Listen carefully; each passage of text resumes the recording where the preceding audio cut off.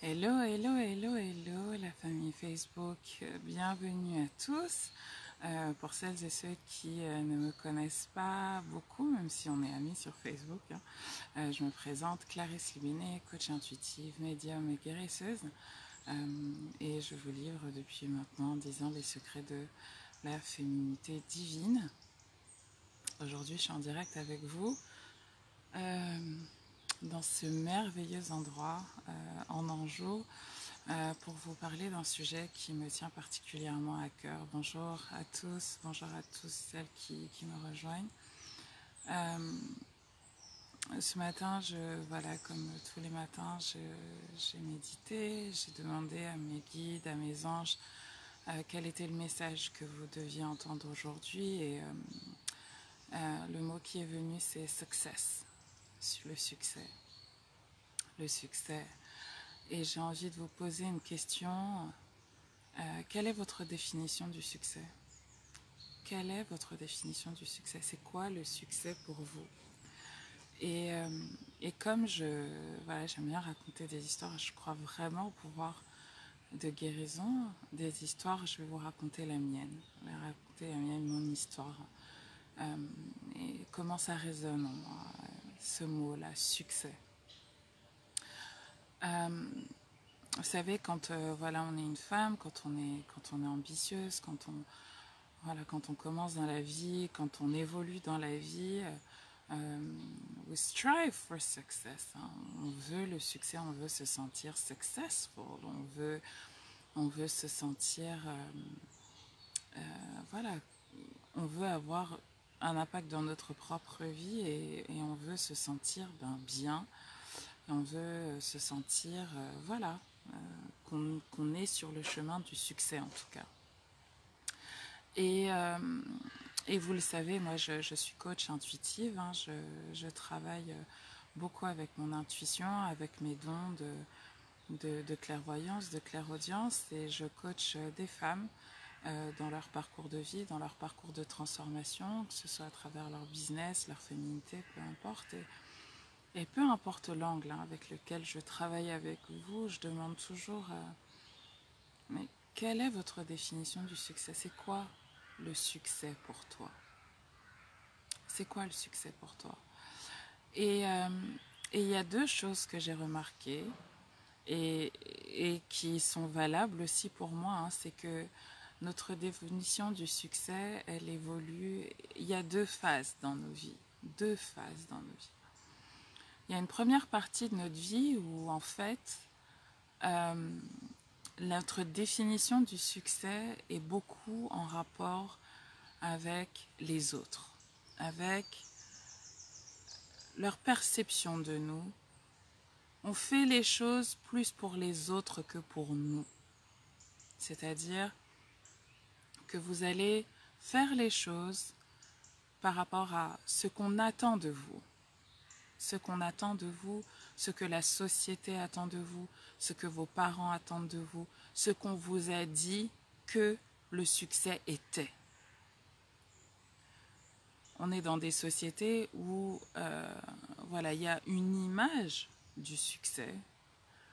Hein, je dois travailler dans telle et telle entreprise, je dois travailler dans tel secteur d'activité, je dois gagner tant d'argent, je dois avoir telle maison, je dois habiter là, je dois avoir tel genre de voiture. Voilà, les médias, l'environnement dans lequel on est, nous rabâchent sans cesse, nous vendent sans cesse une image du succès. Et donc souvent, surtout quand on est jeune, on se dit ok, pour moi le succès c'est ça, parce que en fait le succès c'est ça pour tout le monde. Et donc je vais aller tendre vers cette direction-là. C'est ça aussi le succès pour moi. Et puis, on arrive à un certain âge. On a fait tout ça. On a rempli toutes les cases. On a rempli toutes les cases. Toutes les cases. Et à un moment donné, on se rend compte que, en fait, ça me nourrit pas vraiment. Ça me nourrit pas. Ça me nourrit pas. J'ai la voiture, j'ai le gars, j'ai le chien, j'ai la maison, j'ai tout. Et je suis censée me sentir on top of everything. Et tu te rends compte que finalement, bah, c'était pas ce que toi tu voulais. C'était pas ta propre définition du succès. C'était pas toi. Ça correspondait pas forcément à tes valeurs à toi, à la personne que tu es toi, à ta personnalité. C'était pas basé sur tes forces. On t'a forcé à rentrer dans un carcan, dans un moule. Et moi, ça a été mon histoire. Hein. J'ai fait classe préparatoire aux grandes écoles, école de commerce. Euh, 24 ans, je gagnais. I was like, je gagnais très bien ma vie. Je peux même pas vous dire. Bon, je gagne plus, ouais, beaucoup plus maintenant, mais voilà, je venais de commencer ma carrière et j'étais déjà à 50K. Voilà, je sais pas, ça représente quoi, 5 000 € par mois, un truc comme ça. Voilà, je gagnais très très bien ma vie, j'ai continué, j'ai poursuivi jusqu'à un moment où en fait ben, je changeais en plus de travail assez régulièrement, tous les 2 ans. Il fallait que j'ai un nouveau challenge, un nouveau succès and ben, il y a eu un moment de transformation dans ma vie. Le premier qui arrive souvent pour nous les femmes, c'est l'arrivée du premier enfant, où là tu commences à te poser des questions en fait. Tu te dis mais est-ce que c'est vraiment ce que je veux? Est-ce que c'est vraiment ce à quoi j'aspire? Est-ce que c'est vraiment la vie à laquelle j'aspire en fait? Est-ce que c'est vraiment ce que je veux? Et moi je me suis dit non, en fait le plus important pour moi c'est pas ça. J'ai pas envie de passer mon temps à justifier de ma valeur auprès de mes boss. J'ai pas envie de passer mon temps à courir après le fric pour des actionnaires qui sont dans la Silicon Valley que je connais pas, qui ne me connaissent pas. Pour moi, tout ça n'a aucun sens. En plus, je vendais de la publicité sur Internet. T'es là, tu te dis, mais en fait, je vends du vent. Donc, grosse crise existentielle par rapport à mon avenir professionnel. Je me suis dit, mais enfin, non, ça va pas être possible. Je peux pas continuer sur ce chemin-là. I can't. It's not possible. Et donc en 2010, j'ai décidé de créer mon entreprise. Et ça a été un parcours qui fait qu'aujourd'hui on est en train de se parler. Cette première entreprise, elle s'appelait Belle Ébène. Ça a été un parcours transformationnel intense. C'est pour ça que j'utilise l'entrepreneuriat et l'afroprenariat en particulier pour les femmes et que je relance ce programme-là, Afropreneuse, en ligne, parce que ça a été un parcours transformationnel intense. Là, et seulement là, je me suis dit, ok, qu'est-ce que tu veux? Qu'est-ce qui est important pour toi? Tu fais ça pourquoi? Tu as envie de faire ça pourquoi? Il y a quoi derrière? Et donc, dans ce programme, et dans tous mes programmes, d'ailleurs Julie Mireille là me suit, et je la suis en coaching, dans tous mes programmes, je vous demande, au-delà de vos objectifs financiers, de votre relation à l'argent, je vous demande quelle femme vous voulez être, quelle est votre définition du succès. Et je fais pour ça, c'est tout un module, je vous fais faire plusieurs exercices, dont un que je partage avec vous maintenant. Je vais vous poser 3 questions. Il y en a 10 dans le questionnaire que je vous pose. Mais je vais vous poser 3 questions. Et prenez le temps, écoutez-les là maintenant. Et si vous avez la possibilité, de toute façon vous aurez accès à cette vidéo plus tard.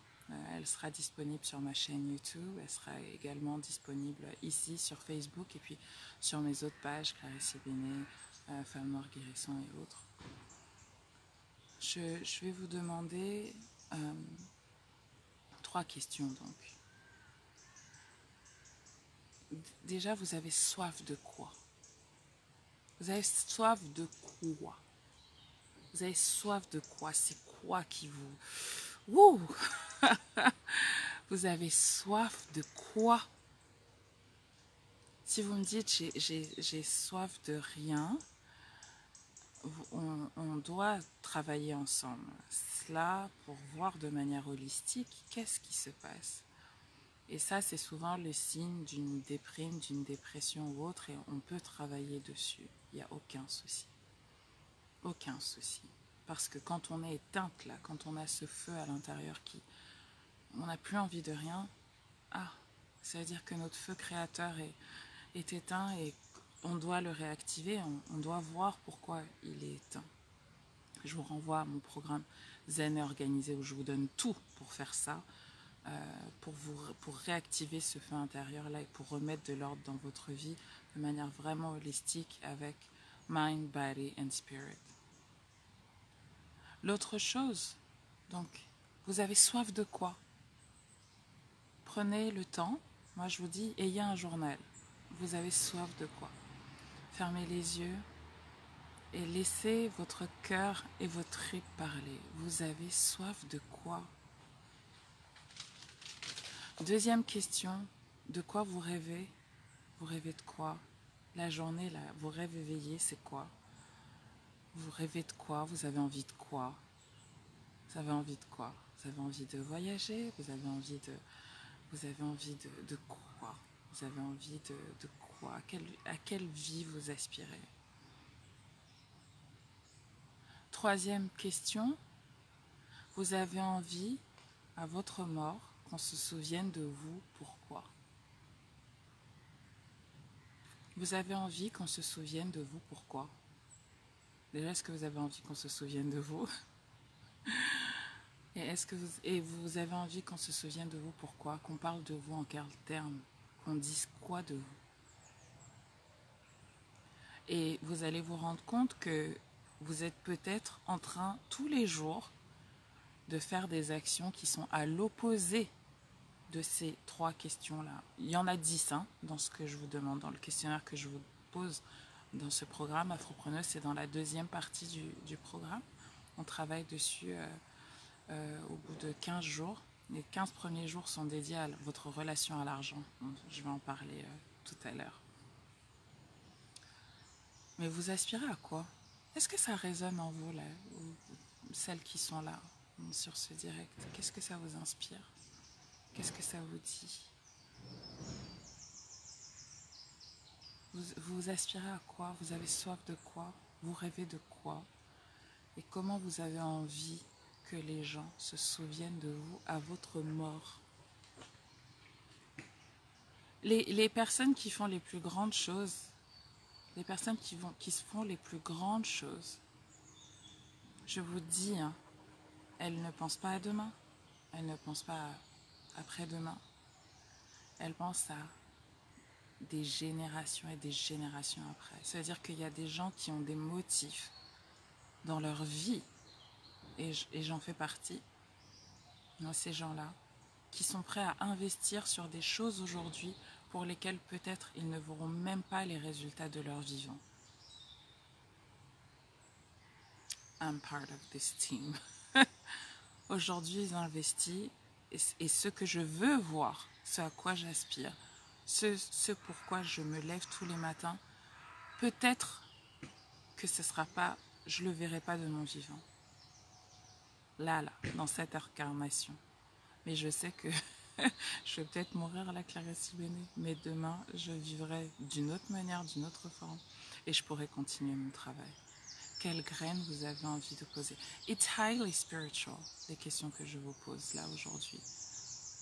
C'est votre âme qui s'est réincarnée aujourd'hui pour une raison. Vous avez une mission, vous n'êtes pas venu ici sur Terre par hasard, vous n'êtes pas là pour vous contenter de robot, hein? Non. Non. Vous êtes là pourquoi? Et il y a plein d'outils pour vous aider à faire ça. Plein d'outils et ce programme-là, Afropreneuse, il en fait partie. Je vous dis, c'est pas un programme qui est fait juste pour créer son entreprise et développer son entreprise. L'afroprenariat, entreprendre, c'est une transformation. La personne que vous étiez hier, ce ne sera pas la même personne que vous serez demain. Une fois que vous aurez lancé votre projet, vous ne parlerez plus aux mêmes personnes. Vous ne ferez plus les mêmes choses. Vous n'aurez plus les mêmes centres d'intérêt. Et vous allez enfin devenir la personne que vous voulez être. Enfin. Enfin. Donc 3 questions, mesdames. 3 questions. Vous avez soif de quoi? Vous rêvez de quoi? Et vous avez envie qu'à votre mort, on se souvienne de vous pourquoi?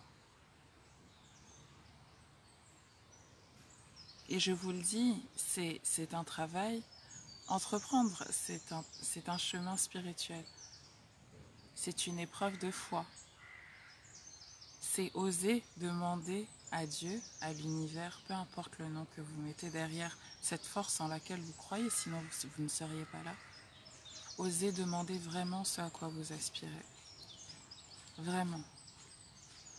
Et en ayant foi.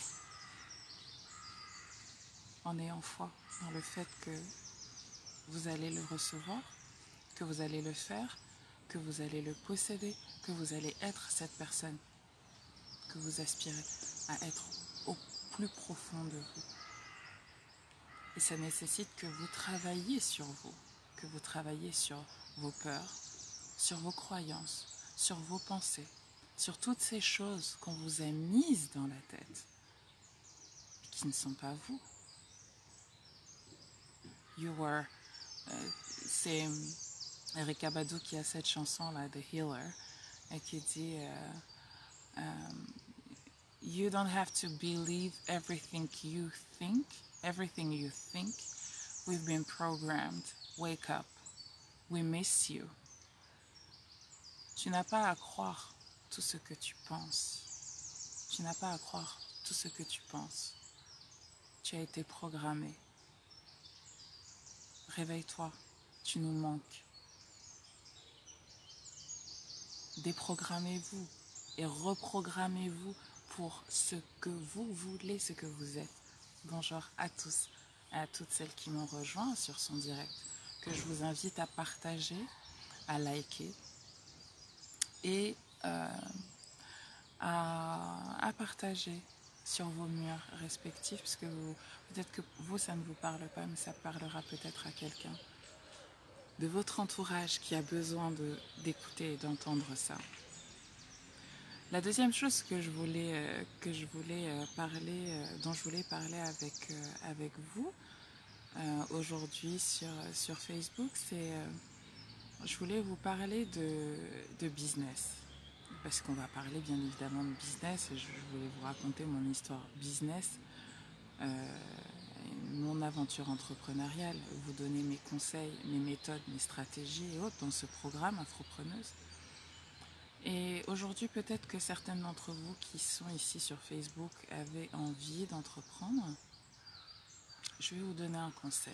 N'entreprenez jamais, ne faites jamais, ne mélangez jamais business et amitié. Jamais. Never do this. Never do this. Il faut que vous fassiez un choix clair en fait. Soit la relation avec votre ami est précieuse, et dans ce cas-là, vous ne voulez pas la perdre. Et dans ce cas-là, don't mess business with friendship. Ne mélangez pas business et amitié. Mais si vous en avez rien à foutre, bon, si vous voulez prendre le risque, allez-y. J'ai pris ce risque 2 fois. Je ne le referai pas une 3e fois. J'ai pris ce risque 2 fois et 2 fois, ça s'est avéré être de très mauvaises décisions qui m'ont coûté des amitiés mais qui n'en étaient finalement pas trop. Donc ça a été une très bonne chose pour moi. Ça m'a permis de faire le ménage dans ma vie, certaines personnes qui n'y avaient plus leur place. Et je vous raconterai les détails tout à l'heure si ça vous intéresse, si vous avez des questions là-dessus. Si vous-même vous demandez est-ce que j'ai besoin d'un associé, est-ce que j'ai besoin, est-ce que je dois travailler seul, etc. En tout cas, moi je vous dis, ne mettez pas vos amis dans vos affaires. Ne mettez pas vos amis dans vos affaires. Et je vais vous raconter mon histoire. Quand j'ai ouvert ma boutique, Belle Ébène, au départ, je ne voulais pas en faire un magasin, je voulais en faire un atelier uniquement sur rendez-vous. Et comme je le dis souvent, j'ai été dépassée par le succès de l'entreprise et je n'ai pas posé mes limites. Donc j'ai ouvert le magasin, étendu les horaires d'ouverture qui ne matchaient plus avec ma vie de femme et ma vie de famille. Et donc il a fallu très rapidement que je recrute quelqu'un, alors que ce n'était pas du tout ce que je voulais. À ce moment-là, une amie de longue date, que je connais depuis le CP, depuis la maternelle même, est revenue dans ma vie alors que je la voyais plus. Elle était partie vivre à l'étranger et elle est revenue en France sans le sou, sans taf, sans rien. Et elle vient, elle me dit ouais, moi je suis passionnée par la beauté, j'ai lancé ma chaîne YouTube, je suis en train de travailler dessus, etc. Si tu as besoin d'aide, Clarisse, n'hésite pas et tout. Et j'étais tellement like overwhelmed que je me suis dit ah tiens, c'est un signe de l'univers et en fait c'est exactement ce dont j'avais besoin. Sauf que voilà, c'était les débuts de l'entreprise, je venais d'ouvrir le magasin et hello everyone, je venais d'ouvrir le magasin et en fait financièrement j'avais pas suffisamment prévu de budget pour recruter une personne à temps plein sur le magasin. Et donc on s'est arrangé au départ et là c'est un vrai conseil que je vous donne, ne prenez jamais des gens au black, qu'ils soient vos amis, votre famille, peu importe, never do black. Recrutez toujours les gens légalement parce que vous vous placez dans une situation de risque. Et ça, je l'ai vraiment appris à mes dépens. Donc, cette fille, on a commencé à travailler au black ensemble pendant quelques mois.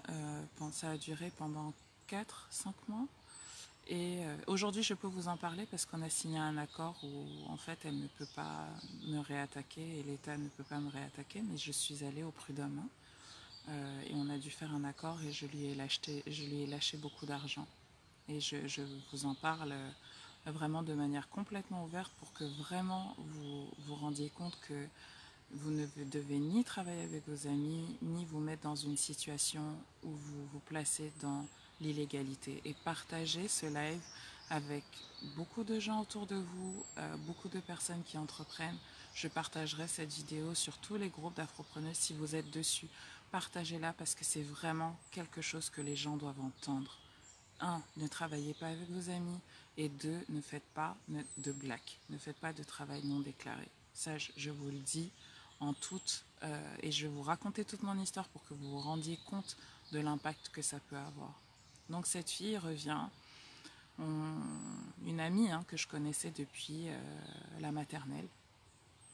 Et elle est là, elle me dit je suis dans la merde, est-ce que je peux t'aider? Je me dis ok, vas-y, black, machin, ça dure pendant 4-5 mois je crois.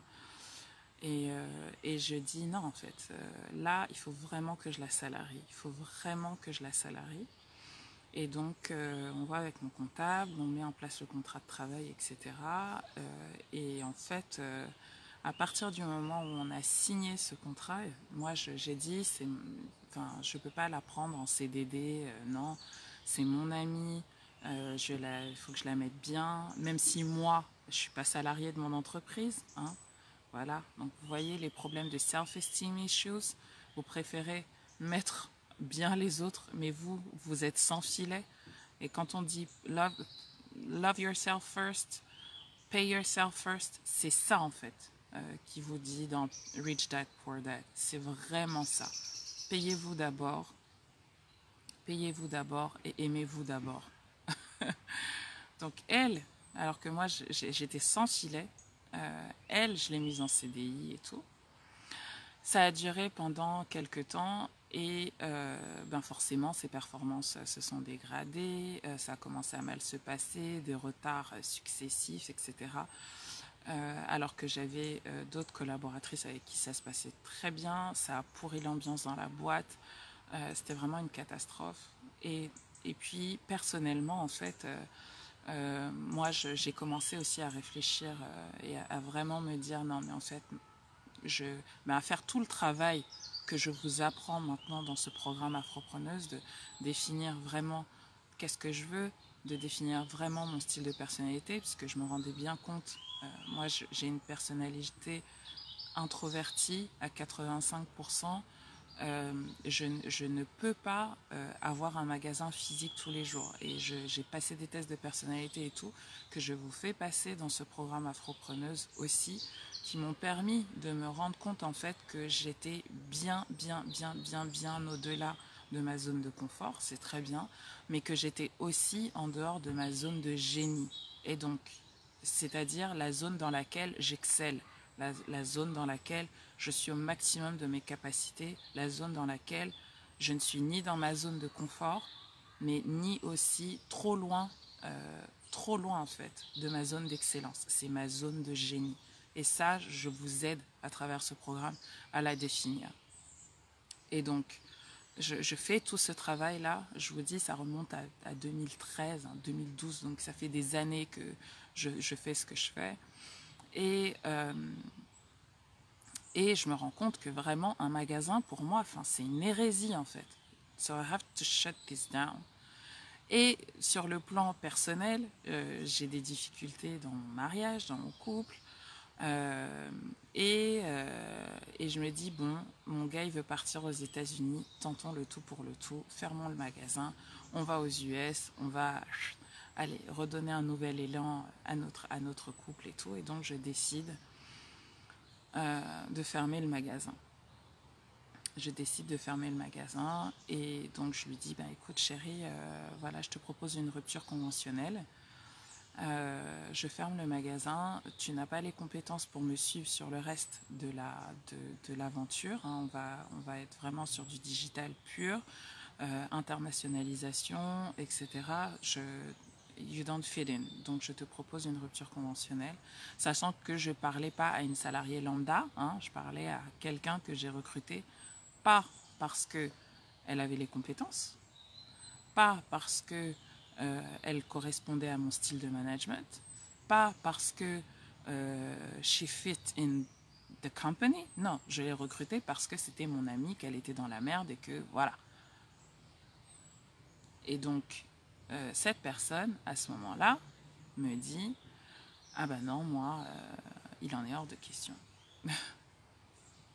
Et là, je pète un câble. Et là, je pète un câble. Là, vous me voyez toute gentille, smooth, etc. et tout, mais je suis une lionne. Hein. Donc là, je suis rentrée dans l'art. C'est parti très, très, très, très loin. Et elle m'a assigné au prud'homme. Elle m'a assigné au prud'homme. C'est-à-dire que la personne que vous sortez de la merde, vous sortez de la merde, la personne que vous sortez de la merde, elle vous plonge dans des amis et dans une merde, vous ne pouvez pas vous imaginer. Et donc, quand je vous dis amitié et business don't go together, ça ne va pas ensemble. Faites un choix. Faites un choix. La personne, elle m'a mise dans une merde, vous ne pouvez pas vous imaginer. J'ai dû lui lâcher 12 000. Son licenciement m'a coûté 12 000 balles. 12 000 balles. Donc non seulement la go, elle vient, tu la sors de la merde, elle capitalise sur ta tête, elle fout que de la merde dans ta boîte. Je passais mon temps à gérer des problèmes de service client, des problèmes que de la merde. Donc, quand vous dites que vous allez travailler avec une amie, en fait, non. Est-ce que cette amie-là, elle est vraiment compétente et est-ce que vous suivez un processus de recrutement normal? Est-ce que vous pouvez prendre le risque? Est-ce que vous voulez prendre le risque de fermer votre boîte pour cette personne? ou est-ce que vous voulez prendre le risque de lâcher cette personne et de la sortir de votre vie? Et moi, c'est ce que j'ai fait, parce que je me suis rendu compte que vraiment, she was such a fucking bitch. Si tu entends, c'est pour toi, et je sais que tu entendras. Ne mélangez pas business et amitié, ne faites pas ça. Deuxième expérience. Donc tu te dis, voilà, non mais elle, c'était pas pareil parce que on se connaissait plus trop, machin, là, ça faisait des années qu'on s'était pas vu, ouais, bon, même si on se connaît depuis des années, ouais. Ok, now you're best friend. Oh my goodness. Et si tu entends, this is for you, because I know you're gonna hear it. Mais une horreur, une horreur, une horreur. Pareil, voilà, vous êtes amis et tout, et puis en fait, avec le recul, tu te rends compte que, ben non, la personne, elle est pareil, revenue dans ta vie quand elle t'a vu, là, dans le succès, sur les internets, à la télé, là, que tu lui sers de faire valoir, que en fait, dans l'amitié, en fait, elle est là pour se servir, qu'elle en a rien à foutre de comment tu vas, comment tu te sens, que elle est là que quand ça l'arrange. Et, euh, et donc j'organise le summit, le premier summit, Afropreneur Summit. Et voilà, elle veut lancer sa boîte et tout. Je dis ok, bon ben écoute, je vais te mettre dessus. Tu vas m'aider à organiser le truc. Mais laisse tomber. Vous le savez, moi je fais des événements depuis combien d'années? J'ai fait mon premier event en 2010, je crois. Voilà, vous voyez la Natural Air Academy, ce que c'est. Bon, ok. Maintenant, ton amie, elle vient hein, et elle se dit event planner. Ok, tu dis, tu vas la booster et tout, machin. Et moi, j'étais en plein dans le rush. J'étais en plus, surtout, en plein burn-out. Et donc, j'étais pas en pleine possession de mes moyens. Et elle est là, elle crée son truc avec son gars avec qui ça se passait pas bien. Je crois que voilà, ils voulaient créer cette entreprise pour voilà, redonner un second souffle à leur couple, etc. Et en fait, ben, qu'est-ce qui se passe? Ben, je reçois un devis, enfin c'est même pas un devis, une facture, mais une somme. I was like, what? J'ai halluciné. J'ai dit, mais attends, mais je rêve éveillé. Je rêve éveillé. Et vous voyez, quand vous vous sentez pas bien, au lieu de... En fait, vous avez du mal à dire certaines choses parce que vous n'avez pas envie de blesser votre ami, vous n'avez pas envie de... Donc, vous n'êtes pas vous n'êtes pas vous-même. Et donc, ben, qu'est-ce qui se passe ben, je dis au départ, ok, I'm gonna pay. Et puis en fait, tu es là et il y a une partie de toi qui dit, mais chérie, mais ça va pas ou quoi? Mais depuis quand enfin, tu vas payer quoi? Combien? Mais elle a quoi comme... Et donc là, toutes les questions du processus de recrutement normal que tu devrais faire si tu devais passer par un prestataire extérieur. Quelle est sa réputation? Quel est son niveau d'expérience? Like, can she go? Can she do this? Can she do that? Non, tu te rends compte que tu as aimé la personne plus que tu t'es aimé toi-même. Tu as aimé le projet de la personne plus que tu t'es aimé toi-même parce que en fait, tu ne peux pas... euh, dans l'amitié, c'est très difficile d'être à la fois with your body, your mind and your spirit. C'est très difficile. Très difficile. Tu as du mal à envoyer valser la personne. Tu peux pas dire non, en fait, je vais pas faire appel à toi. Tu vas pas, tu vois. Et donc, il y a des gens comme ça, soi-disant, c'est vos amis, mais en fait, non. Ils vous placent dans des situations où ils vous mettent dans un corner parce qu'ils connaissent vos failles. Et ils savent que vous ne pourrez pas leur dire non. Mais chérie, j'ai appris à dire non. Et j'ai appris à dire fuck. J'ai appris à dire non, j'ai appris à dire fuck. Et plus vous apprenez à accepter le non des autres, plus vous arrivez aussi à vous-même arriver à dire non. Donc, don't mess friendship with business. Vraiment, ne faites pas ça. Ne faites pas ça. N'engagez pas les gens au noir. Et l'amitié, c'est une chose, le business en est une autre. Si tu veux travailler avec ton ami, dans ce cas-là, sois dans un élan de générosité en fait. Mais fais un choix. Fais un choix. C'est vraiment le conseil que je voulais vous donner ce matin. Business and friendship don't go together. Nose up une job. Vous mettez, peu importe le dicton que vous mettez derrière. Et vraiment, je vous encourage à partager cette vidéo avec toutes les afropreneuses que vous connaissez, afropreneuses de maintenant, afropreneuses en devenir. Parce que c'est une erreur qu'on commet très souvent et qui cause des traumatismes professionnels chez nous, les femmes noires. Et chez beaucoup de femmes, mais chez nous, les femmes noires en particulier, parce qu'on ne nous apprend pas à dire non. On ne nous apprend pas à dire non. On ne nous apprend pas à exprimer nos besoins. Dès que tu dis non, mais ça, je peux pas. Ah, t'es égoïste. Ah, ceci. Ah, cela. Ah, tu te la pètes. Ah, t'es une diva. Ah, tes trucs. Et toutes ces croyances-là sur lesquelles on va travailler dans ce programme, eh ben, elles rentrent dans ta tête, en fait. Elles rentrent dans ta tête et tu as du mal à t'en défaire. Ne mélangez pas amitié et business. Et je vous ai raconté 2 histoires ici et qui m'ont fait énormément de mal, qui m'ont traumatisée. C'est-à-dire, je me suis dit, mais comment est-ce possible? Tu te sens trahi, tu te sens utilisé, tu te sens... ça fait mal. J'ai pas d'autres mots. Et puis ensuite, tu t'en veux.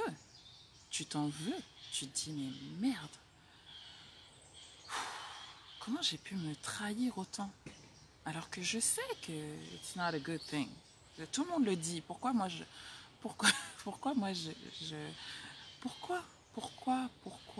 je me suis trahie? Et là, on rentre dans le cœur de la transformation et de la guérison. Pourquoi je ne me suis pas écoutée? Pourquoi je me suis trahie? Je ne me suis pas écoutée et je me suis trahie parce que je ne sais pas faire autrement. Je ne sais pas faire autrement. Je ne savais pas faire autrement. On ne m'a pas appris à faire autrement. Hello everyone, bonjour Françoise. Je ne savais pas faire autrement. Et donc ce programme, il est là pour vous apprendre à faire autrement. À faire attention à vos pensées, à faire attention à vos émotions, à faire attention du coup aux actions que vous prenez. Chaque décision, et entreprendre, c'est une succession de décisions qui peut vous conduire soit au succès, soit à la ruine. Et on en revient au thème de ce live. What is your definition of success? Quand tu sais quelle est ta définition du succès, quand tu sais où est-ce que tu dois aller, quand tu sais ce que tu veux, pas pour les autres, pas pour ce que les gens pensent de toi, pas pour l'image que tu renvoies aux autres, mais pour toi, pour ta mission, pour ton incarnation ici et maintenant, mais aussi pour tes futures vies, puisque tu sais bien que tu n'es pas là juste pour une vie, mais qu'il y en aura plusieurs et plusieurs et plusieurs et plusieurs. Ben, tu sais que à quoi ça sert tout ça? Qu'est-ce que tu en as à faire de ce que les gens pensent de toi vraiment? Ah oui, ouais, non, il faut être la gentille fille, il faut être la gentille femme, il faut être la femme parfaite. On n'est pas parfaite. On n'est pas parfaite. On n'est pas parfaite. Et accepter tes imperfections, c'est ce qui va te rendre une déesse. Accepter que tu n'es pas parfaite, c'est ce qui va te donner ta divinité. Accepter que tu ne peux pas tout faire, accepter que tu as des limites, accepter que tu as des besoins. La divinité, une divinité, Dieu, ok? Mais qu'est-ce qu'il dit? Il dit, if you want to mess with me, voilà les 10 commandements. Otherwise, out of my realm. If you want to mess with me, voici les 10 commandements. Otherwise, out of my realm. Dégage de mon royaume. Tu n'y as pas ta place. Vous, quels sont vos 10 commandements? Est-ce que vous les exprimez? Est-ce que vous les affichez haut et fort? Ou est-ce que vous avez peur qu'on vous dise que non, vous n'êtes pas ceci, cela, qu'on vous juge, etc. You want to embody spirit? You want to embody what it is. On vous dit, hein, vous êtes fait et faites à l'image de Dieu. Eh bien, acte accordingly. Quels sont vos 10 commandements? What are your rules? Dans votre business, dans votre vie, dans vos amitiés. Et ne dérogez pas à la règle. Il n'y a pas de... les règles, c'est les règles. Et alors vous dites, ah, mais non, faut peut-être que je fasse une exception. Eh, oh. Quand on veut faire une exception à la règle, il y a un tribunal. Il y a un tribunal. On prend le temps de réfléchir. On ne fait pas ça comme ça. On prend des témoins. Thérapies africaines, je vous le dis, it's a spiritual thing. Qu'est-ce que vous voulez? What's your definition of success? Ne mélangez pas amitié et business. Je vous avais promis cette vidéo. Je l'ai faite. Je vous avais promis mon histoire. Je vous l'ai racontée en partie. D'ailleurs, si vous voulez, vous aussi, qu'on travaille tout ça, que vous puissiez parler de vos choses, de ce qui vous pèse, je serai à Paris le 26 octobre. Et puis sinon, rejoignez un de mes programmes en ligne. Je vous mettrai tous les liens. Vous pouvez aller sur le site clarisselibene.net et dans l'onglet Shop, vous allez voir tous les programmes en ligne que je propose. Donc, soyez entrepreneur de votre propre vie. Définissez vos règles. Exprimez-les. Exprimez vos besoins. Dites ce que vous attendez. Ce que vous attendez des autres. Ce que vous attendez de vous-même. Soyez exigeant, vous le méritez. Soyez exigeant, vous le méritez. Vous le méritez avec toute la douceur et la bienveillance que vous méritez aussi. C'était mon message pour aujourd'hui. J'espère qu'il vous a fait du bien. J'espère qu'il vous a motivé. N'hésitez surtout pas à le liker, à partager, à le mettre sur vos murs, à être aussi un messager à votre manière. Voilà, je vous souhaite tout le succès du monde, mes chères sœurs. Et je vous souhaite une excellente journée. Prenez grand soin de vous. Prenez grand soin de vous. Et je remercie encore une fois nos guides, nos ancêtres et nos anges de nous avoir permis de nous connecter ce matin. Et voilà. Belle journée à vous. Bye.